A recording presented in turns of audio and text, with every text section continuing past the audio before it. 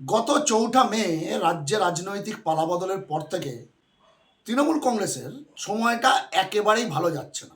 একের পর এক খারাপ খবর তৃণমূলের জন্য, কিন্তু তার মাঝেও আচমকা একটি ভালো খবর মমতা বন্দ্যোপাধ্যায় ও তাঁর দলের জন্য, এবং সেই খবরটি আসার পরই কালীঘাটে কার্যত খুশির হাওয়া। আমি আসবো সেই খবরে, বিস্তারিত আপনাদের জানাবো।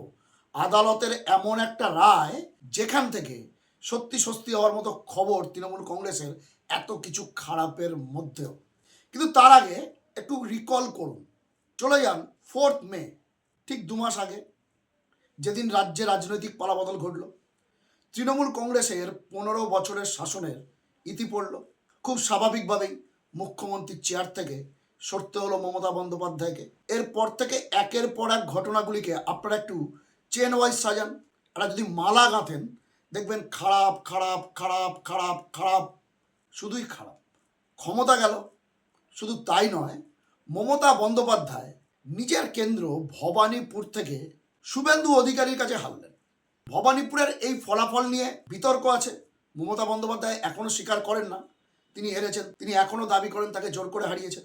কিন্তু নির্বাচন কমিশনের খাতায় বা অফিসিয়ালি ভবানীপুরের বিধায়ক আজকের দিনে শুভেন্দু অধিকারী। আজকের মমতা বন্দ্যোপাধ্যায় যদি ওই কেন্দ্র থেকে জিততেন, তাহলে এই যে তৃণমূলের টুকরে টুকরে গ্যাং, সেটা হয়তো অত সহজ হতো না। মমতা বন্দ্যোপাধ্যায় হেরে যাওয়ার জন্যই এটা হলো, এবং তিনি বিধায়ক না থাকার জন্য বিধানসভায় বিরোধী দলনেতা নিয়ে দুভাগে বিভক্ত হলো তৃণমূল কংগ্রেস।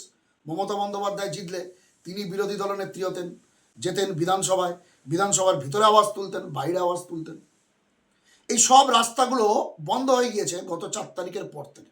পরাজয়ের 15 দিনের মধ্যে তৃণমূল ভেঙে খান খান। দলের 28 জন সাংসদের মধ্যে, মানে লোকসভার 28 জন সাংসদের মধ্যে 20 জন, যেখানে মমতা বন্দ্যোপাধ্যায়ের অত্যন্ত ঘনিষ্ঠ বেশ কয়েকজন সাংসদ রয়েছেন, তারা এনসিপিআই নামক নতুন একটি দলে যোগ দেন, যেটাকে অনেকেই বলছেন বিজেপির বি টিম। শুধু তাই নয়, রাজ্যসভায় পদত্যাগের হিড়িক লেগে যায়। সুখেন্দু শেখর রায়, সুস্মিতা দেব, প্রকাশজিৎ বড়াইক, শোনা যাচ্ছে কোয়েল মল্লিকও নাকি রেজিগনেশন দিয়েছেন বা দেবেন। এই তিনজন, প্রথম তিনজন যাদের নাম আমি করলাম, সুখেন্দু শেখর রায়, প্রকাশজিৎ বড়াইক কিংবা সুস্মিতা দেব, তাদেরকে আবার বিজেপি রাজ্যসভার টিকিট দিয়ে দিয়েছে। যাই হোক, সেটা অন্য প্রসঙ্গ। এবারে বাংলায় দুটো গোষ্ঠী, ঋতব্রত গোষ্ঠী আর মমতা বন্দ্যোপাধ্যায় গোষ্ঠী। ঋতব্রত বন্দ্যোপাধ্যায় গোষ্ঠীর দিকে 65 জন এমএলএ, তারা ঋতব্রত বন্দ্যোপাধ্যায়কেই বিরোধী দলনেতা চেয়েছেন, এবং স্পিকারও সংখ্যাগরিষ্ঠতার নিরিখে সেখানে অনুমোদন দিয়েছে। এরপর কি হলো, পার্টি অফিস যেটা ভাড়া নিয়ে চলছিল মেট্রোপলিটনে, সেটার দখলদারি নিয়েও একটা সমস্যা তৈরি হলো, দুপক্ষের মধ্যে তালাচাবি পড়ে গেল। সবই খারাপ, সবই প্রতিকূল। গত 2 মাসে আর কি কি হলো?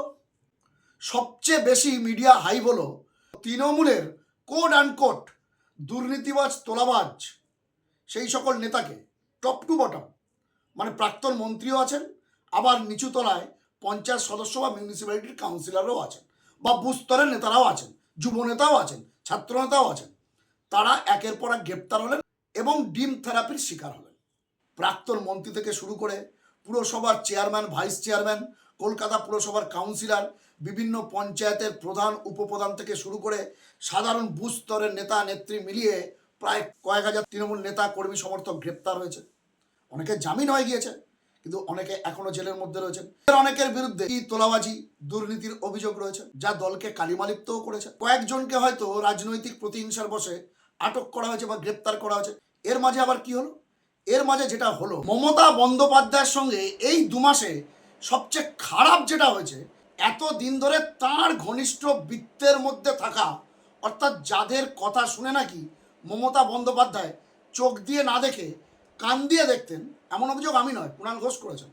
এই মুহূর্তে যিনি মমতা বন্দ্যোপাধ্যায়ের অত্যন্ত ঘনিষ্ঠ একজন বিধায়ক বা অত্যন্ত ঘনিষ্ঠ একজন সেনা, সেই কুণাল ঘোষই বলেছেন যে মমতা বন্দ্যোপাধ্যায়ের ঘনিষ্ঠ বৃত্তের মধ্যে থাকা যে সকল নেতা, যাদের কথা শুনে মমতা বন্দ্যোপাধ্যায় চোখ দিয়ে দেখা ভুলে গিয়ে কান দিয়ে দেখতে শুরু করেছিলেন, তারাই মমতা বন্দ্যোপাধ্যায়ের পিঠে সবচেয়ে আগে ছুরিটা মান। সুব্রত বক্সী, অরূপ বিশ্বাস, ফিরহাদ হাকিম, এরাও মমতা বন্দ্যোপাধ্যায়ের থেকে দূরত্ব বজায় রাখবেন। সুব্রত বক্সী নয় অসুস্থ, অরূপ বিশ্বাস হেরে গিয়েছেন, তিনি এখন বিধায়কও নন। আর ফিরহাদ হাকিম তিনি জিতেছেন বিধায়ক, কলকাতা পুরসভার মেয়র পদ থেকে আবার তিনি পদত্যাগও করেছেন, যেখানে শোনা যায় মমতা বন্দ্যোপাধ্যায়ের সায় ছিল না। কিন্তু ফিরহাদ হাকিম কোনো এক অজানা কারণে, অনেকে অনেক কারণ বলছেন, তিনি মেয়র পদ থেকে ইস্তফা দেন। আর মেয়র পদ থেকে ইস্তফা দেওয়ার পরে কলকাতা পুরসভাও হাতছাড়া হয়ে যায় তৃণমূল কংগ্রেসের। অন্যদিকে অরূপ বিশ্বাস, তার ভাই স্বরূপ বিশ্বাস একাধিক মামলায় অভিযুক্ত হয়ে এখন জেলবন্দি। নিজের কোনো ক্ষমতা নেই, কারণ বিধায়কও নন তিনি। ভোটের পর মেসি বিতর্ক নতুন করে উস্কে ওঠে, অরূপ বিশ্বাসের বিরুদ্ধে এফআইআর হয় এবং নিজেকে বাঁচাতে তিনি বেশ কিছুদিন অজ্ঞাতবাসে ছিলেন এবং তিনি ছিলেন তৃণমূলের কোষাধ্যক্ষ বা ট্রেজারার। আচমকা একদিন তিনি সংশ্লিষ্ট ব্যাংকগুলিকে, যেখানে তৃণমূলের ব্যাংক অ্যাকাউন্ট রয়েছে, তিনি জানিয়ে দেন এখন থেকে কোনো ট্রানজাকশন বা লেনদেন যেন করা না হয় তৃণমূলের অ্যাকাউন্টসগুলি থেকে। ফলে আরও বিপক্ষে পড়ে যান মমতা বন্দ্যোপাধ্যায়। একটি রাজনৈতিক দল হেরে যেতে পারে, কিন্তু জনসমর্থন তো রয়েছে, 40-41% ভোট তো রয়েছে। বিরোধী হিসাবেও কোনো কর্মসূচি নিতে গেলে বিপুল একটা ফান্ডিংয়ের প্রয়োজন হয়, সেই ফান্ডিংটাও বন্ধ হয়ে যায়। এরপর অভিষেক বন্দ্যোপাধ্যায় একের পর এক মামলা এখনো চলছে, কখনো ইডি, কখনো সিবিআই, কখনো সিআইডি, কখনো লোকাল পুলিশ। এখনো মমতা বন্দ্যোপাধ্যায়ের সঙ্গে যে কয়েকজন ঘনিষ্ঠ নেতা নেত্রী, বিধায়ক, সাংসদ রয়েছেন, খুব গুটি কয়েক, তাদের অনেকের সঙ্গে আবার অভিষেক বন্দ্যোপাধ্যায় চলছে না। ফলে একটা তথৈবচ অবস্থার মধ্যে দিয়ে মমতা বন্দ্যোপাধ্যায় রয়েছে। সব কিছুই তাঁর প্রতিকূলে, একটা বিষয়ও তার অনুকূলে নয়। কিন্তু এরও মাঝে একটি বিরাট স্বস্তির খবর, সত্যি বিরাট স্বস্তির খবর, আদালতের একটি রায়ে, যা মমতা বন্দ্যোপাধ্যায় বা সোকল্ড কালীঘাট তৃণমূলকে নতুন করে উজ্জীবিত করতে পারে বা তাদের জন্য ভালো খবর বা সুখবর। দেখুন, ফ্রিজ হওয়া 3 অ্যাকাউন্ট, যে 3টি অ্যাকাউন্টে তৃণমূল কংগ্রেসের নাকি 450 থেকে 500 কোটি টাকা ছিল, সেই 3টি অ্যাকাউন্ট নির্দিষ্ট অভিযোগের ভিত্তিতে পুলিশ ফ্রিজ করতে বলেছিল সংশ্লিষ্ট ব্যাংক কর্তৃপক্ষকে। এতদিন সেটা ফ্রিজও ছিল এবং এই ঘটনা আদালত পর্যন্ত গড়ায়। তৃণমূল কংগ্রেস, অর্থাৎ কালীঘাটপন্থী মমতা বন্দ্যোপাধ্যায়পন্থী তৃণমূল কংগ্রেস আদালতে যায়। আইনি লড়াইয়ের পর আপাতত বিরাট বড় খবর, স্বস্তির খবর। এত কিছু খারাপ, এত কিছু প্রতিকূলতার মধ্যেও খুশির খবর মমতা বন্দ্যোপাধ্যায় এবং তার দলের জন্য। কালীঘাটে সত্যি খুশির খবর। কি বলছে? যে ফ্রিজ হওয়া 3টি অ্যাকাউন্টে প্রয়োজনীয় লেনদেন করতে পারবে কালীঘাট তৃণমূল কংগ্রেস। দেখুন, কোট আনকোট কালীঘাট তৃণমূল কংগ্রেস, মানে মমতা বন্দ্যোপাধ্যায়পন্থী তৃণমূল কংগ্রেস, ঋতব্রত বন্দ্যোপাধ্যায়রা নয়, এই অ্যাকাউন্টে লেনদেন করতে পারবে। তবে কিছু শর্ত নিশ্চয়ই দেওয়া হয়েছে, সেই শর্ত সাপেক্ষে তারা লেনদেন করতে পারবে। অ্যামাউন্টটা বুঝতে পারছেন, 450 থেকে 500 কোটি টাকা। এমনই 3টি অ্যাকাউন্টের লেনদেনের ওপর শর্ত সাপেক্ষে ছাড় দেওয়া হলো মমতা বন্দ্যোপাধ্যায়কে। অন্তর্বর্তীকালীন নির্দেশ দিয়েছে কলকাতা হাইকোর্ট। আমি আবার বিস্তারিত একটু পড়ে শোনাই হাইকোর্টে ঠিক কী ঘটনা ঘটলো এবং যার প্রেক্ষিতে মহামান্য আদালত এই রায়টা দিলেন। রিপোর্ট বলছে, ব্যাংক অ্যাকাউন্ট ফ্রিজ হওয়া মামলায় আপাতত স্বস্তি কালীঘাট তৃণমূলের।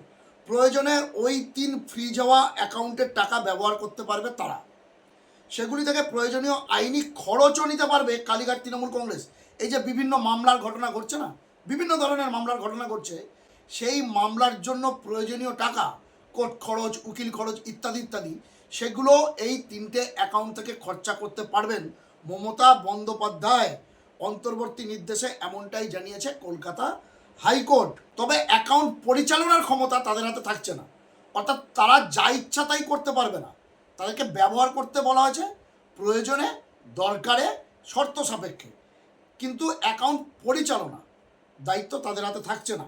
এর জন্য একজন স্পেশাল অফিসার নিয়োগ করেছে আদালত। আপাতত তিনি ওই অ্যাকাউন্টগুলি পরিচালনা করবেন। ফ্রিজ হওয়া অ্যাকাউন্টের টাকাও ওই স্পেশাল অফিসারের মাধ্যমেই তুলতে হবে কালীঘাট তৃণমূলকে। সংশ্লিষ্ট 3টি ব্যাংকের অ্যাকাউন্টের অনুমোদিত স্বাক্ষরকারীদের মধ্যে যে কোনো দুজনে সই করা চেকে স্পেশাল অফিসার পাল্টা স্বাক্ষরের পরেই ব্যাংক থেকে অর্থ তোলা যাবে। হাইকোর্টের বিচারপতি সৌগত ভট্টাচার্যের এজলাসে মামলাটি শুনানির জন্য ওঠেন। শুনানিতে তৃণমূলের 3টি ব্যাংক অ্যাকাউন্ট ফ্রিজ সংক্রান্ত মামলায় অবসরপ্রাপ্ত বিচারপতি সুব্রত তালুকদারকে স্পেশাল অফিসার হিসাবে নিয়োগ করেছে হাইকোর্ট। অন্তর্বর্তী নির্দেশে আদালত জানিয়েছে আপাতত 30শে সেপ্টেম্বর পর্যন্ত তিনি ওই ব্যাংক অ্যাকাউন্টগুলি পরিচালনা করবেন। অন্তর্বর্তী নির্দেশে হাইকোর্ট আরও জানিয়েছেন দলের দৈনন্দিন কাজকর্ম পরিচালনার জন্য অর্থ দিতে পারবেন স্পেশাল অফিসার। আইনি খরচও নিতে পারবে কালীঘাট তৃণমূল কংগ্রেস। তবে কেউ চাইলেই বড় কোনো অর্থ দিতে পারবেন না স্পেশাল অফিসার, এটা কিন্তু ইম্পর্টেন্ট। বিচারপতি ভট্টাচার্য জানিয়েছেন, ভবিষ্যতে তৃণমূলের দুই গোষ্ঠীর মধ্যে কমিশন কাউকে চূড়ান্ত স্বীকৃতি দিলে এই নির্দেশের পরিবর্তন চেয়ে আদালতের দৃষ্টি আকর্ষণ করা যাবে। আগামী 21শে সেপ্টেম্বর এই মামলার পরবর্তী শুনানি।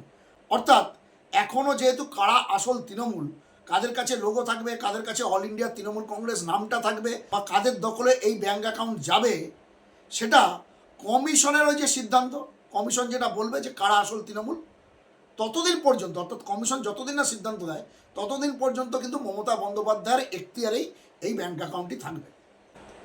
অর্থাৎ ব্যাঙ্ক অ্যাকাউন্ট, অর্থাৎ এই বিপুল পরিমাণের যে কোষাগার তৃণমূল কংগ্রেসের, এটা ফ্রিজ করা হয়েছিল, সেটা নিয়ে মামলায় অন্তত প্রথম স্পেলে এগিয়ে গেলেন মমতা বন্দ্যোপাধ্যায় ঋতব্রত বন্দ্যোপাধ্যায়দের পিছনে ফেলে। আপাতত 30শে সেপ্টেম্বর পর্যন্ত এই ব্যাঙ্ক অ্যাকাউন্ট তারা নির্দিষ্ট শর্ত সাপেক্ষে ব্যবহার করতে পারবেন। কোনো আইনি খরচও এই ব্যাঙ্ক অ্যাকাউন্ট থেকে তারা তুলতে পারবেন স্পেশাল অফিসারের মাধ্যমে। পরবর্তীকালে যখন নির্বাচন কমিশন একটা ডিসিশন দেবে আসলে তৃণমূল কংগ্রেসটা কাদের, তখন নতুন করে আবার আবেদন করা যাবে এই ব্যাঙ্ক অ্যাকাউন্টের দখলদারি নিয়ে, সেটাও মহামান্য আদালত জানিয়ে দিয়েছে। যাই হোক, কিছুটা হলেও তো খুশির খবর, স্বস্তির খবর মমতা বন্দ্যোপাধ্যায় শিবিরের জন্য।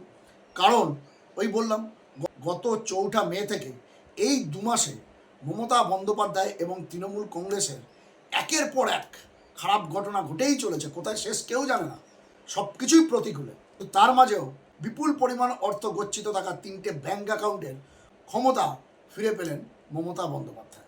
এটাই গত 2 মাসে কিছুটা হলেও ভালো খবর, স্বস্তির খবর কালীঘাট তৃণমূলের জন্য।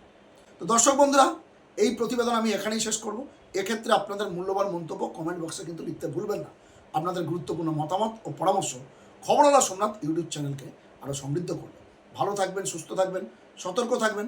খবরওয়ালা সোমনাথ ইউটিউব চ্যানেলের সঙ্গে থাকবেন। নমস্কার।